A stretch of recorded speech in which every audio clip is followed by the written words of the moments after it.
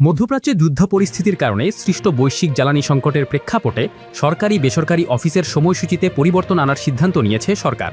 নতুন সিদ্ধান্ত অনুযায়ী অফিসের সময় 1 ঘন্টা কমিয়ে সকাল 9টা থেকে বিকাল 4টা পর্যন্ত করা হয়েছে। বর্তমানে সকাল 9টা থেকে বিকাল 5টা পর্যন্ত অফিস চলে, আর ব্যাংকে লেনদেন চলবে সকাল 9টা থেকে 3টা পর্যন্ত এবং ব্যাংক বন্ধ হবে বিকাল 4টার মধ্যে।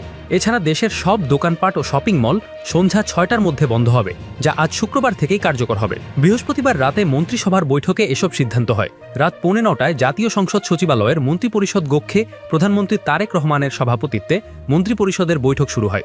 রাত প্রায় 12:15 পর্যন্ত প্রায় 3 ঘন্টা ধরে এই বৈঠক হয়। পরে সেখানে ব্রিফিংয়ে বৈঠকের সিদ্ধান্ত জানান মন্ত্রিপরিষদ সচিব নাসিমুল গনি। এ সময় প্রধানমন্ত্রীর প্রেস সেক্রেটারি সালেহ শিবলি সহ অন্য কর্মকর্তারা উপস্থিত ছিলেন।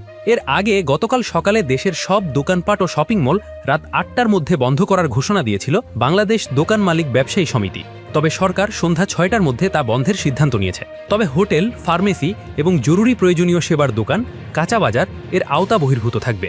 ব্রিফিংয়ে বলা হয়, সরকারের গৃহীত এসব সিদ্ধান্ত দেশের অর্থনৈতিক স্থিতিশীলতা বজায় রাখা, জ্বালানি সাশ্রয় নিশ্চিত করা এবং জনজীবনে শৃঙ্খলা প্রতিষ্ঠার জন্য গুরুত্বপূর্ণ ভূমিকা পালন করবে। সঠিক বাস্তবায়নের মাধ্যমে এই পদক্ষেপগুলো ভবিষ্যৎ চ্যালেঞ্জ মোকাবেলায় সহায়ক হবে বলে আশা করছে সরকার।